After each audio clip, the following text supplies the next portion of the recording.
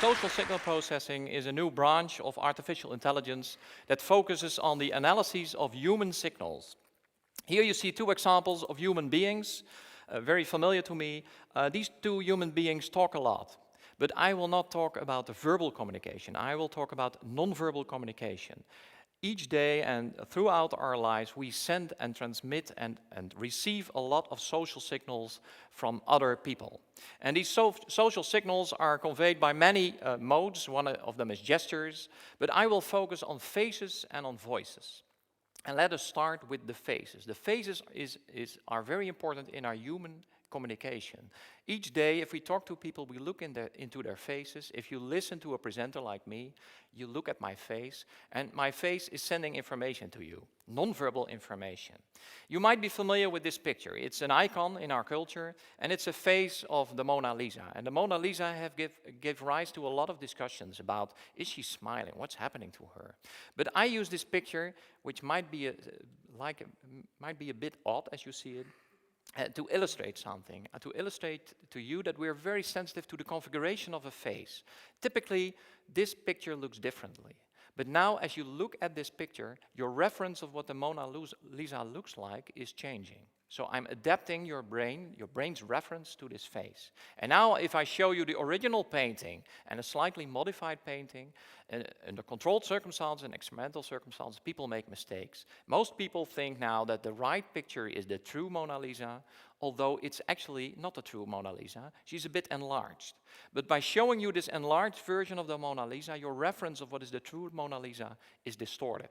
And this is an illustration of the fact how sensitive we are to the configuration of faces.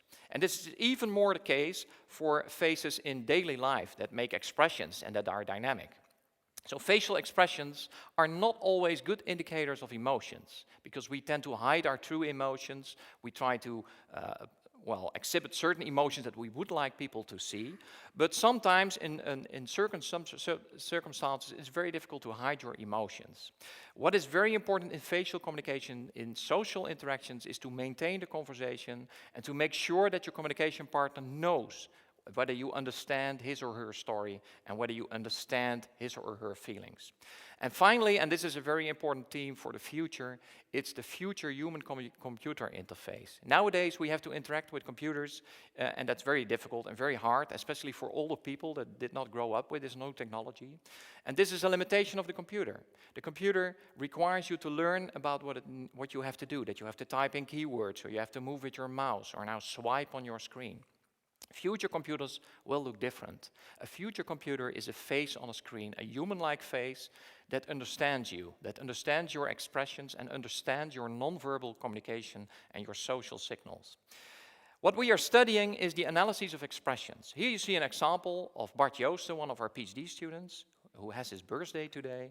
And he is looking here in this photo with many different expressions. And as you look at his face carefully, you see different parts of the face making different movements. Of course, these are still photos, but in real time, these are movements.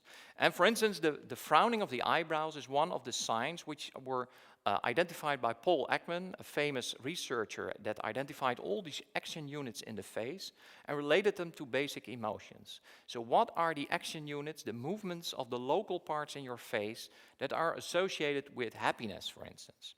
Well, this facial action coding system developed by Ekman and colleagues requires people to be trained on recognizing these action units. And there's a special training program which is quite expensive that you can follow, and then you become a qualified coder of action units. But what we now can do is we can now use software to do that automatically. It's not perfect yet, but each year this software is becoming more and more precise and more accurate. And I will show you now a small demo of the application of this software to a movie of part of the movie of the first debate between Obama and Romney. And of course, this is not a natural situation, but it's a situation in which the two presidential candidates were under a lot of stress and were instructed to talk in a way that attracts people and that made them very attractive to the people. And here you see an example of what this software is doing. You see that the software recognizes the face of Romney, and at the same time it's measuring all these action units in the face. And in real time, almost real time, it can analyze these action units and relate them to basic emotions. Whether he's looking in a happy way, whether he's not looking in a happy way, whether he's a bit sad or whether he is disgusted about something. And you see it's fluctuating all the time, but these kind of signals can be very meaningful, and we apply that, for instance, to these kind of examples to understand what is happening in the social signals of these presidential candidates. Well, as we will see on the next slide, we analyze the debate, and as you might remember, the first debate between Obama and Romney was kind of won by Romney. He was much more enthusiastic. He turned out to be much more convincing in his speeches than Obama. And Obama was criticized for his poor performance. And as he later explained himself in Jay Leno's TV show, he said, well, the content was okay, but the way I brought the content was not okay. And that's exactly what we find if we look at the performance. I appreciate the chance to be with the President. I'm pleased to be at the University of Denver, appreciate their welcome, and also the Presidential Commission on these debates. And congratulations to you, Mr. President, on your anniversary. I'm sure this was the most romantic place you could imagine, here with me. So congratulations. This is obviously a very tender topic. So this small segment showed that Romney is congratulating Obama with his marriage, which it was an anniversary for 20 years. And of course, these two guys are not friends, but he had to impose a friendly expression. What we did, we analyzed this small fragment, and we used this software for that. And what you can see here is that at the beginning, when he is congratulating Obama, he is having expressions of contempt and disgust. So it's very hard to suppress that. Of course, this is not a controlled scientific study, but it is just meant to illustrate how powerful the software can be to measure what is happening on the subconscious level of individuals. And we can do that for faces, but we can also do that for voices. Voice analysis allows us to measure the tone of voice and other features, and it focuses not on what is said, because what people say is one thing, but how it is said. And the way things are said, for instance, the melody or the tone of voice, the prosody of the voice, can reveal something about how much we like somebody or how we feel as in relation to somebody else. So typical measures that you use for the analysis of voices are the pitch. This is the main element, and we will have a look at this for Obama and Romney. But you can also look at the intensity and the tempo and the rhythm of the voice. And these low-level features, as we call them, are very important to signal certain attitudes or affective states of human beings. There are a lot of points I want to make tonight.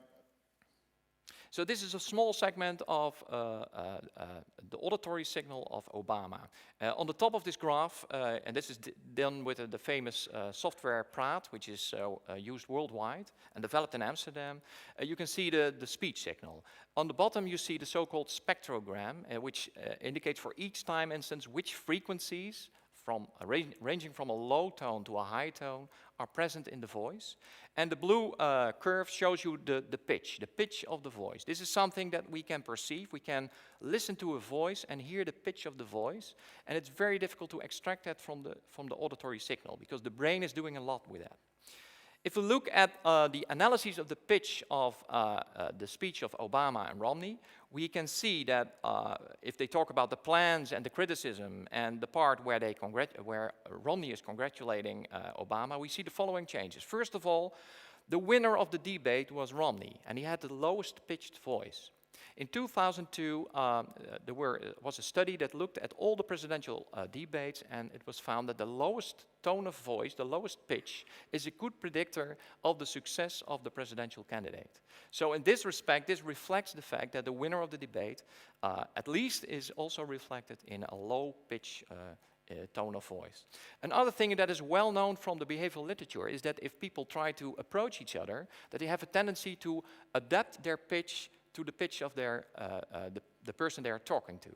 In the part where Romney is talking to or congratulating Obama, you see that his pitch is moving towards the pitch of Obama. So it's an unconscious process. So I now, first you hear a sound fragment for the plans, where you should not listen to the content, but just the tone of voice, and you will hear that the tone of voice of Obama is higher than of Romney. And then the last part is about the congratulations, where they are about equal. We take some of the money that we're saving as we wind down two wars. I'll restore the vitality that gets America working again. Much Thank you. lower pitch. Thank you very much, Jim, for this opportunity. I want to thank Governor Romney and the University of Denver for your hospitality. And congratulations to you, Mr. President, on your anniversary. I'm sure this was the most romantic place you could imagine, here with me. So what this illustrates is that we have a tendency to respond in a social, adaptive way. And we did a study with a student, Nick Brunninkhuis, where we manipulated the social contact between an agent depicted on a screen, so the future computer interface, that was either looking at the participant of the study or was looking sideways, just to measure the effect of this mimicry effect in terms of pitch, or in this case of prosodic imitation, by means of eye gaze. 4, So this was the neutral way that a participant would express the Dutch word digit 4. 4, The example by the agent, which is now followed by the participant as, 4, so she's mimicking the prosodic information. But now the same experiment, but now the agent is looking sideways, so there's no social contact. 8, 8, 8, So there's no mimicry. So you see that these effects can be very powerful to change our behavior. And we believe that in the future we will have computers where you will see a face on the screen, as I said in the beginning, and this face will respond to our behavior, and it is able to steer our behavior and to control our behavior in a subtle way. So we have a project where we try to use these agents to persuade the members of a household to save energy, just by looking in a friendly way when you save energy, and to look a bit less friendly when you use too much energy. And we try to use this as a kind of persuasive technology. But this era of affective computing is just beginning. And I expect that in the coming 5 to 10 years, these techniques that I show you here will be commonplace in all our computational devices. And it will lead to all kinds of new developments that we only see the beginning of. And the first is training. So we did a study with Bart Joost and his colleagues where we looked at children that had to solve mathematical puzzles. These were children that had to solve easy puzzles like 5 plus 7, or difficult puzzles like 22 plus 13. And we were analyzing the first second after they received the puzzle to look at the behavior in their face, whether we could see whether they received an easy or a difficult puzzle. And just by looking at the trajectories of the tip of their nose, so the head movements, we saw a different pattern. So the blue dots here describe the trajectory of the head movements. So as you see on the left for the easy puzzle, the head movements are mainly vertical, and for the easy puzzles, the head movements are a bit diagonal. So even at this level, we see a difference in the first second of the movie. So these subtle signals can only be picked up by a computer. It's very hard to see by humans. So in that respect, humans will be supported by these technologies. Another new developmental area is the TV. We know the TV as a one-way device. So we receive the broadcast signals in our household. But these affective technologies will change the way that we watch television. Now television makers can have direct access to our affective state in response to movies. So they can track our faces and they can listen to what is said in our living room. Of course, we have to give permission for that, but so we can opt in or opt out. But if we look now at the cookie behavior of most internet users, we expect that humans will be doing that. So that means that you can do new things with entertainment. It will be more bidirectional, and the television will have eyes too, as it were. Another experiment that we did was analyzing the behavior of newsreaders. So here you see kind of summaries of newsreaders, male and female, of the news for children, and where we looked at the behavior of their facial expressions. So what you see here is that all faces are fixed at the tip of the nose, and we look at the behavior of the eyebrows and the eyes and the mouth. And we see difference in the patterns depending on whether it's good news or bad news. And again, we can make predictions, and we can use it even for training. So we're also now studying using this software to train doctors to have a good conversation with their patients, one of the domains of applications that are very useful to improve the quality of healthcare. Another future development will be socially aware websites. Suppose you visit a website and the website is looking at your face, whether you like the website, whether you are confused by the website, and it can give you feedback on the website, whether you like the website or not. This opens up new possibilities. And finally, I think, and this was a development that was anticipated in the movie Minority Report, when Tom Cruise was a bit sad in a certain episode in the movie, he was looking sad and he was walking through a mall, and then he was confronted with an advertisement, personalized, directed towards him, that offered him in the holidays at a faraway remote island. This is effective marketing, which will happen between now and 10 years. Thank you very much.